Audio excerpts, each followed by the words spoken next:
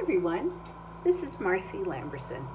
Today I am doing a clownfish tutorial for you. And the reason why is because I'm one of the helpers or administrators or mentors or whatever you want to call it for the Beginning Lamp Group Fun Challenge group on Facebook. And anyhow, anybody can use this. I'm doing the clownfish, and the clownfish was especially made popular by that movie about Dory, that's the Disney movie, Finding Nemo. And here it is. Here's a picture. Hope you can see that. That's what I'm using for my reference photo when I make it. I have 3 colors that I'm using. I have a hard time because I don't use a lot of orange, so I went through my cabinet and decided that my Effitrey Carrot Red, which is really quite orange, was what I was going to use. You can use any orange you'd like. This is a 424 Effitrey, just so you know. And then the other 2 colors are black and white. That's pretty simple. I thought what I would do is pull just a tiny bit of black first so that I have some stringer to use because it's really a very fine amount that we're going to be using on this. So I like to do my prep work first. Get my tools out, get my glass out. Do I need stringers of any kind, anything special, powders, fritz, whatever, and get those ready to go. And then that way, when I need it, it's just a whole lot easier for me to do. So this is just the black Effitrey that I'm heating up. I'm using a neutral flame. You can see that the candles are very firm on the ends, and there's a little bit of sound where you can hear the oxygen. Besides, maybe you can hear my concentrator also. And I'm working from just my old easygoing Nortel miner that I've had for about 20 years now. And it just is really a nice, easy to use torch, although I have a lot of other torches and I use them also. But this is my Nortel miner. So I'm just pulling a little black stringer. Doesn't need to be perfect. Don't worry about it. You're just going to be striping with it and possibly covering over some of it. I'm flame cutting it and laying it down to cool with the hot end away. And then I left a little bit of extra along here, as you can see, just in case I need that for any reason.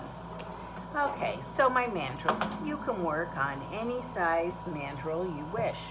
However, don't forget that you need to keep the same thickness of the mandrel on each side of it. So if you want a little slim fish, use a slimmer type mandrel, one of the smaller sizes. I like to work off of a 1/16 for my slim fish, so that's what I have here, just the really narrow one.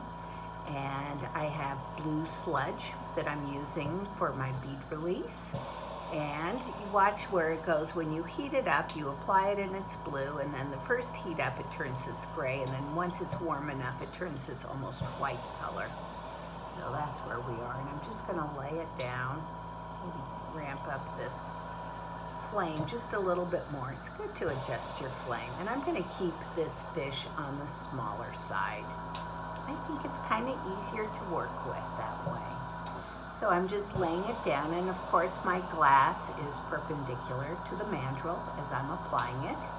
And the heat is going right underneath the rod.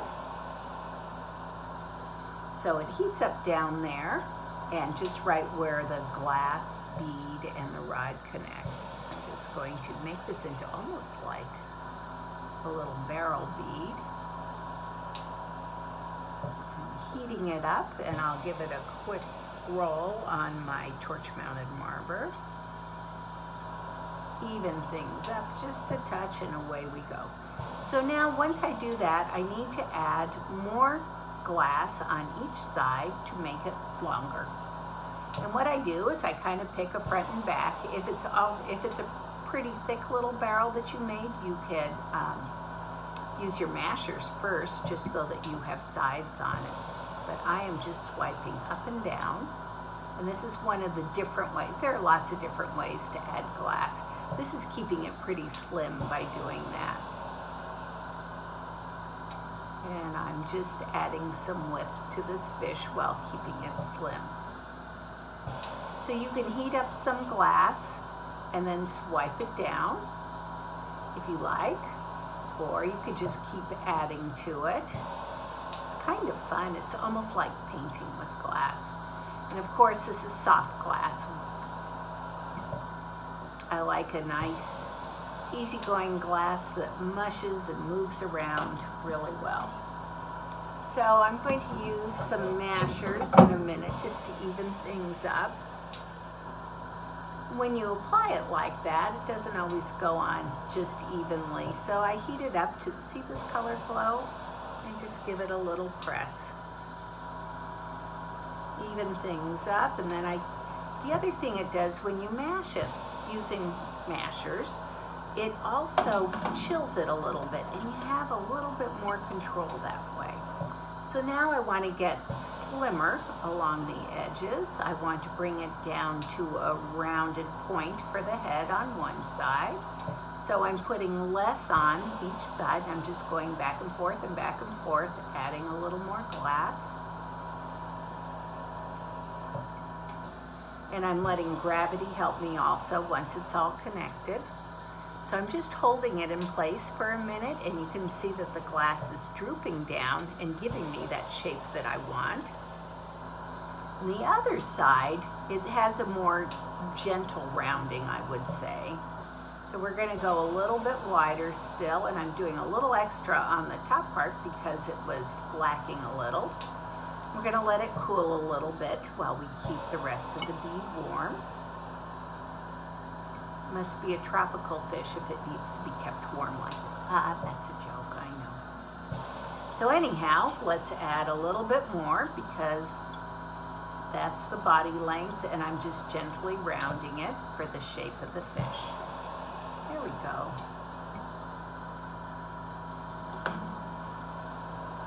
So again, if I want to cool it down a little bit, I can always use my mashers, and I'm not really mashing a whole lot as much as I'm just cooling it down, and it kind of stops the glass from moving around on me. So we have a front and a back, and on the back we have a stripe, and on the front we have a stripe that goes around the face. So that's what we're going to do first. Let me bring this back in to remind you. Okay, so it is now pointing in the direction, and you can see where that ends down there before the tail comes on. So we've got approximately the shape of the fish. First thing I want to do is to add, let's add some white. And maybe I should have pulled a few stringers. We're okay though. So the first one is going to go right around here, and it's going to be on the thinner side than this thick rod. Have you ever pulled emergency stringer? It's not really an emergency right now, but a little bit thinner would make it easier for working around that. So what I'm doing, you can see I'm keeping my bead warm, and I'm heating up my white, and then I'm going to heat up on the end of my bead release so that I can attach some white to it. And I'm going to touch it with my white, and then I turned it upside down, and I'm watching the color for it to become more opaque. And as it gets more opaque, I'm just pulling it gently.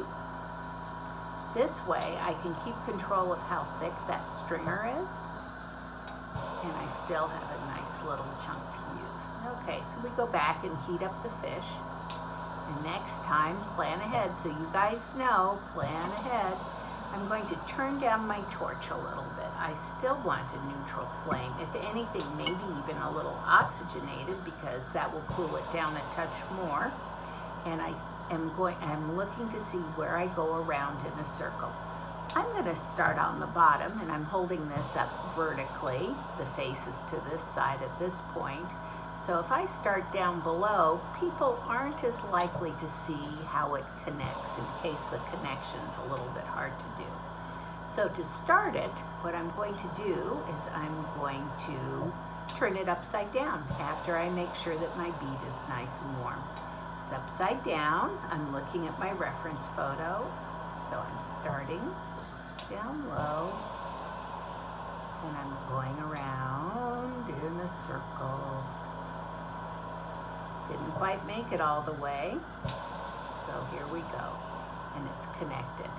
Well, that looks kind of funny, doesn't it?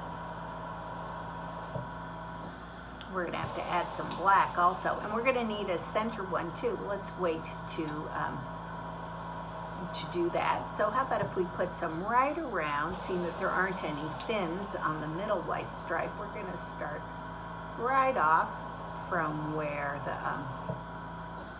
mandrel goes, and we're going to go and stop right at the mandrel, and then we're going to turn around and do it on the other side too. And I'm pressing just a little bit, although there the glass got kind of warm, so I'm going to let it cool for a minute, heat up the rest of the bead, and then go back and get it, because it was getting a little bit mushy, and if it's getting a little bit mushy while you're working with it, it's going to be a lot harder. Okay, so there are our first two, and what we're going to do is gently press it down.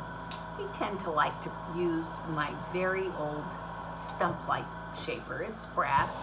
Brass can really manipulate glass well, and it's just kind of handy. You can see how I've worn it out over many years of use. Now this isn't an original Lawrence stump shaper. He told me that I got a fake copy. I'm sorry. It works quite well. His is weighted differently and would be even better someday maybe. So what I'm doing is very gently heating the white stripes. I want them to sink in. And at this point, while they're still raised, if I want to push it a little bit, this is my chance. Did you see how I just pushed that a little bit? You can adjust what you've done. So I'm gently heating it, and not heating in the same place all the time, because white is a rather soft and mushy glass. I'm just gently pressing, very, very gently, barely touching it as it's sinking into the orange, slowly. If I got it too hot and pressed it too hard, it would mush all over the place. And if that happens to you, all you need to do is to run a little bit of orange back over the top, as long as you're using a nice opaque orange.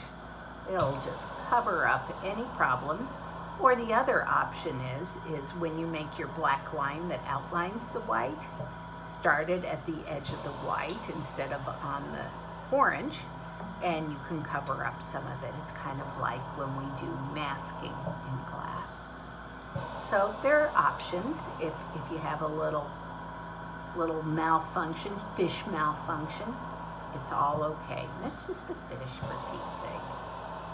So I'm still gently heating in the white.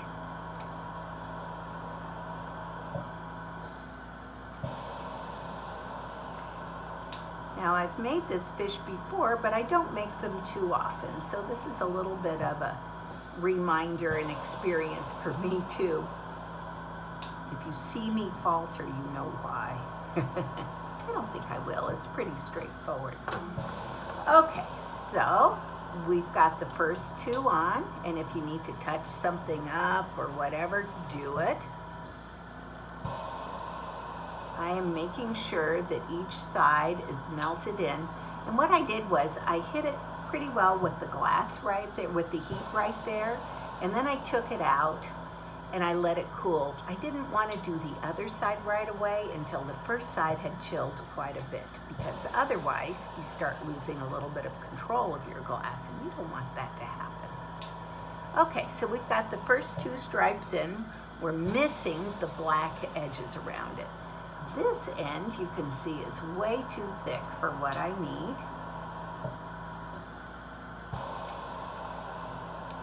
So I just pulled off a little bit of the top. I just heated up just the end that was in the way and popped it onto my other white that I had put on off of my mandrel that I was using for an emergency stringer.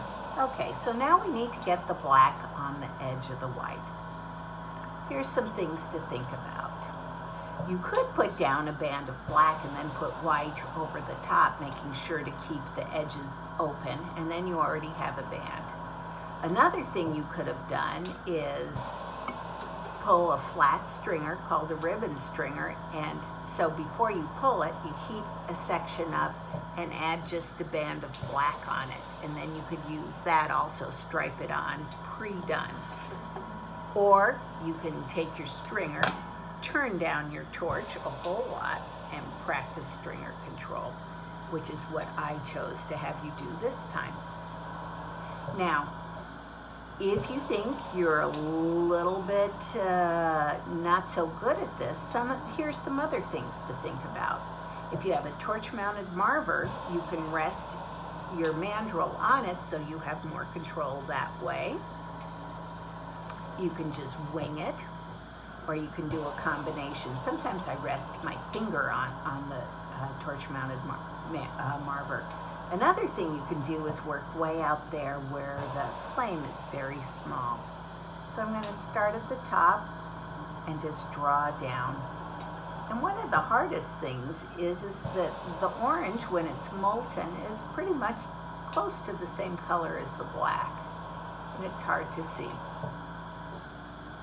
So leave it a little bit raised as you go around in a circle, and that way you can see what you're doing. And I am touching the white and going over the white just a tiny bit. So we've got band number 1. Sorry, I've got an itchy nose. And I'm looking to see what it looks like. And I'm making sure that I didn't run into the mandrel there, so I didn't get it too hot so that it did it on its own. And I'm barely heating the black, just a tiny bit, to press it in. And you can see how small my flame is. That's a good thing. Okay, so we're going to repeat this process on the rest of the white. Okay, we've got the first band in. Let's do number 2, and I'm just going over the edge of the white, down to the mandrel, flipping it around, attaching, going over the white and the orange to give it like an outline. Stopping for a sec, heating up my bead,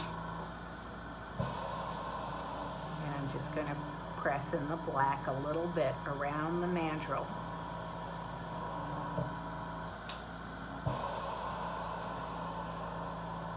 And I'm not going to melt it in all the way yet. I'm just going to make sure that it's pressed in, heated, and connected well. Okay, the next part.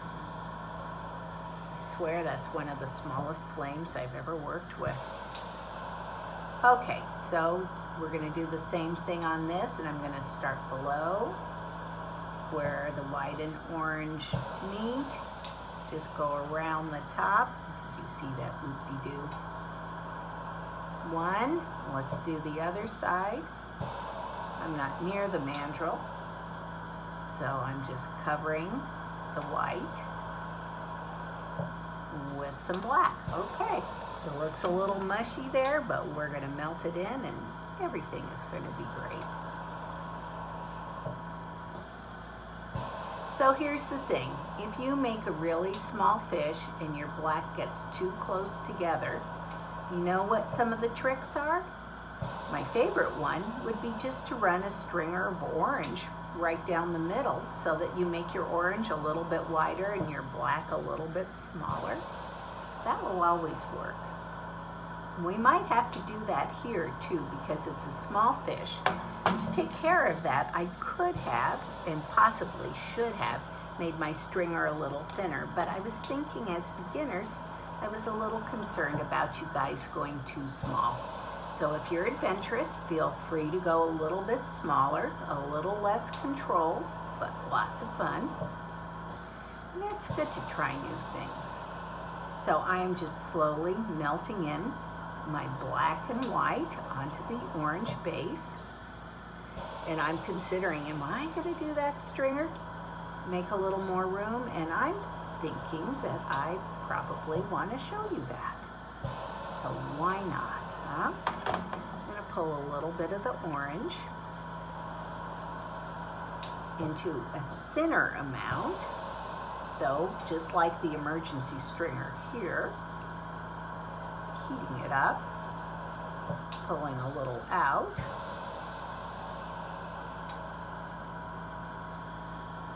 And then heating up my bead a little bit more. And I can see black and orange, and I want a little more orange showing. So after I heat this up and I see that it's all the way melted in, what I'm going to do is let it cool a tiny bit. And then I'm going to go back and add more orange in. So that will thin out the black outline a tiny bit.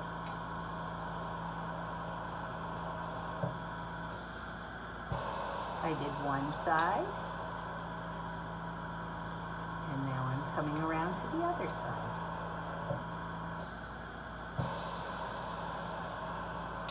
Okay, and this is kind of hard because the orange and the black look pretty much the same. So sometimes leaving it raised a little bit is helpful for you. And that white sure helps also to give you a little bit of a place marker. When you heat it up, you can see a slight difference, not a lot. So it'll be fun when this is all done to see how it looks. Okay, so now we have orange, and then it goes into black and white and black and an orange tail. So this is what I like to do. This makes it a little bit easier. For the tail part, one sec, let me just pull this out a little thinner. For the tail part, because it's solid black and then white and then black, you can do a dot and then press it in, and that will be your first line. Here's the back side. You want to be sure that dot covers the width of what you're building. And then what I do is heat it up and press it in. There's your first black line right there. And then you can do white for a fatter band. Thicker, not fatter. Poor little fish is slim, not a fat fish. And I'm heating up some white, and I'm going to add it behind the black.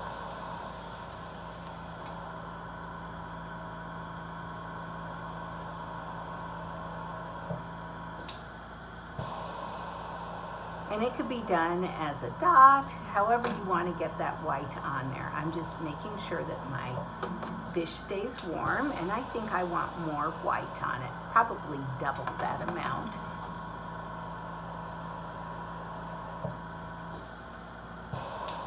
Or a little bit more at least. There we go. So I just added a little bit on.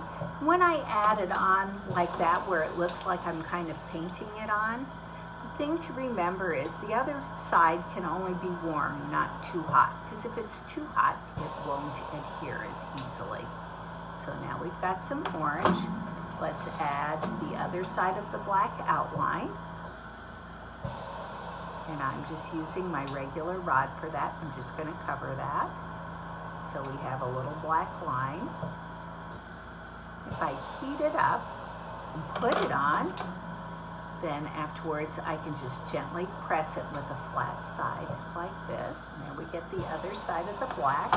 And the next part of the tail fin, I think they're called caudal fins, but I'm not sure, is orange.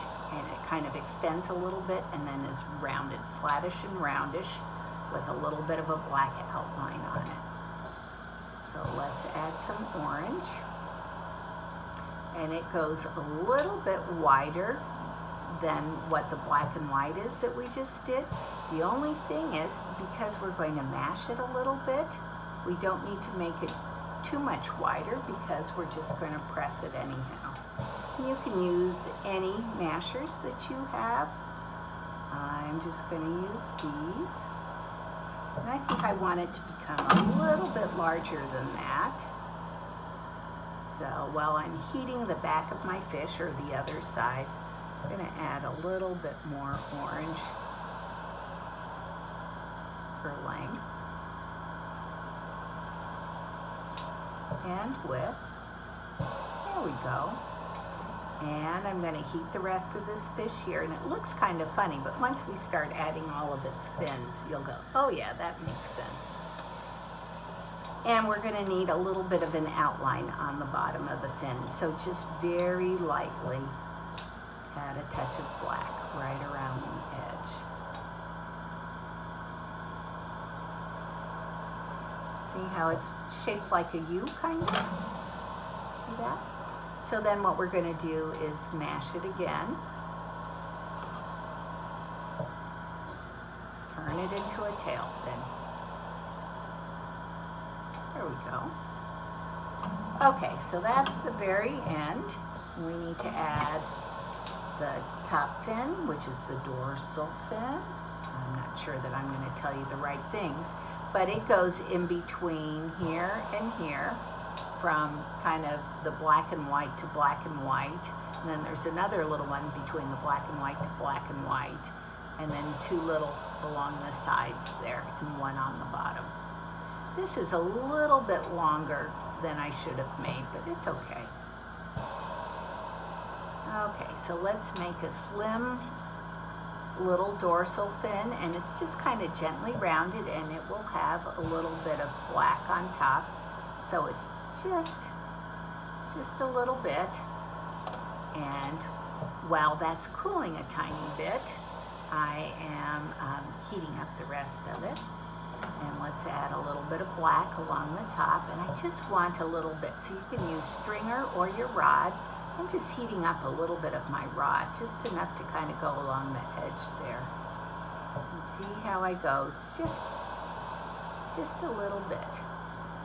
Just added a little bit of that, and then I need to mash it also a little bit. And there are a couple of tools that you can use. You can mash it with regular mashers. You can use your tweezers and do this. And I have this really fun tool. If you look inside of it, it's got little parts cut out of it, and that makes really wonderful fins. So let me heat up my fish, and I'll show you what this one does. I need to heat up the fin pretty well before I mash it, and I want to be sure it's really well connected. So it kind of sinks down a little bit as I'm heating it up. And then I won't mash it hard because I want it to stay pretty close to that shape. So just a little bit. That's what that does. It gives it that fin shape that I need. Let's do some more. We have another top fin that goes on the other side of the mandrel, and that was partly why I chose this fish. Not only because people saw Finding Nemo and it's a cute little fish, but also because the mandrel goes in between where the fins are, and that's kind of hard. So I'm a lefty. I'll go from here to there, just a little bit, tiny bit, because you're adding black also. That's even a little more than we need. It's just a little bump. So if you can't easily get it off, then just make it stay a little thicker and don't mash it as much. Okay, so now we need to add a little bit of black after we heat the rest of the fish. Because you know, if it gets cold, it dies. And it's a terrible death. I hate it when your bead breaks on you when you haven't kept it warm enough. These little fish need warmth. So I'm just adding a touch of black along the little fin. And I went a little bit off of the fin right there, so I'm just pressing it in with my brass tool. Okay, so we're going to warm up the fish, and then we're going to warm up that area, and let's use the tweezers this time so you can see how I would do that. So I'm heating up the glass so that it's nice and connected, and I'm very gently just pressing a tiny bit. And with this, you can kind of move the glass where you want it to go also, which is kind of nice. This is a little bit larger than I would normally do. Seems like it could be even much shorter, maybe a single tiny swipe going down each side. Okay, so there is an anal fin. Nice name, huh? This is a little bit rounder than I need. I'm looking at my picture and I want to spread it out just a tiny bit and shorten it a tiny bit. So I'm heating it up and letting it sink down just a little bit. And that's actually a lot closer to what I want. I'm just kind of shaping it a little bit more. There, now it's closer to the right size. Okay, so now we're going to do the bottom fin. We haven't done the face yet either, have we? And it's kind of rounded up a bit. We might have to do a little work on that too. Some plastic surgery. So let's get the bottom fin done. Just a little swipe of the orange glass, and you see how I am holding my bead upside down. Holding beads in non-traditional ways is going to help you a whole lot. Okay, so now we need to add some black to it. Let's use our stringer this time. It was too thin at the beginning, so I'm heating some up. I'm holding it upside down and just running it along the bottom edge of it right there. And I think tweezers are going to be an easy way to get in there after I heat up the rest of the bead. Because boy, this little fish really needs to stay in the right place.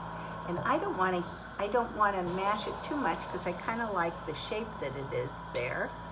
So it's just going to be a little bit to add some texture.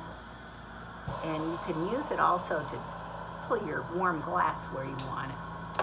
So this little fish also has some little side fins, and I'm not sure whether they're pelvic fins or pectoral fins. So I'm not going to call it that, but I do know that they come in between the two white bands. So I know where to put them. And most of the way down. So we're going to do a little dot right here. And then we're going to flip it over and match it. So, well, first of all, I'm going to make sure that that dot is connected well. And one of the ways I do that is to make sure that the glass is warm where it's landing and that I see a good connection on it, but I don't have it melt in. See how it's still raised? That's what I want. I'm also going to be adding some black around that one too. So I want to match that. Same place on this side, and I'm just going straight down, push down, pull up, and it's pretty close. And I make sure that it's well connected to the base body. Hate for him to have a problem.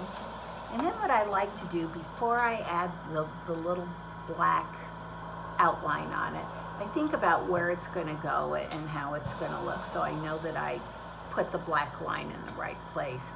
So what I do is I take my tweezers or some tool and just gently mash it a tiny bit. I'm going to be pulling it back that way. This one won't be quite so round, and it will be easier to put the black line on. Just give it a little gentle mash. See what I did? Just kind of flattened it a tiny bit. I'm not sure whether you can see that. So now I have a place, an easy place to put the black. Meanwhile, before I put the black, I'm going to heat everything again. Okay, so top to bottom, bottom to top, whichever way, just a quick black outline on each side. Okay, each side's done. Before I do anything else, let's warm it up. A lot of warming up. Okay, so now I need to melt in the black outline. So it's adhered, and then I need to press it, and these pliers will be fun for pressing it. I'm just going to gently press and pull back at the same time while it's warm. And hit it with a spot of heat, because don't forget, when you use a tool, it's going to suck a little of the heat out. So we're going to do the same thing on the other side. I'm going to heat it up so that the black connects really well with the orange, totally melted in. They are one, and then I'm going to squeeze and pull back a little bit. I don't want the fin sticking out too far. If you're going to wear it, it just kind of helps. So in my picture, I'm getting close, and it's hard to see, but the face sticks out a little farther. There you go. So I'm going to add a little more orange. I'm glad I didn't add the eyes yet, and they're just going to be simple. So let me get that done. We're going to add the eyes after we add a little more face to them. There we go. So a little bit of heat. And I'm holding it upside down using gravity so that it's easier for the face to stay the way I want it. See, after it's cooled, it's got a little better of an angle on it. And I want to add a little dot of orange where each eye is going to go. And then we're going to indent it just a tiny bit. One dot here. One dot here. And if you have a little pokey tool or something, that's great, or you can use the inside of your tweezers. I like to flatten it a tiny bit first. And it spreads it out, and you can arrange it to where you want it to go. Heat from below, getting just the eye there. And then I like to poke a little indentation in it before I stick the black in there, so right in the center. And I'm warning you, with the orange, it's hard to see without lots of light because it's so dark. Okay, so now we're just going to add little dots for the eyes, and I'm using my stringer here.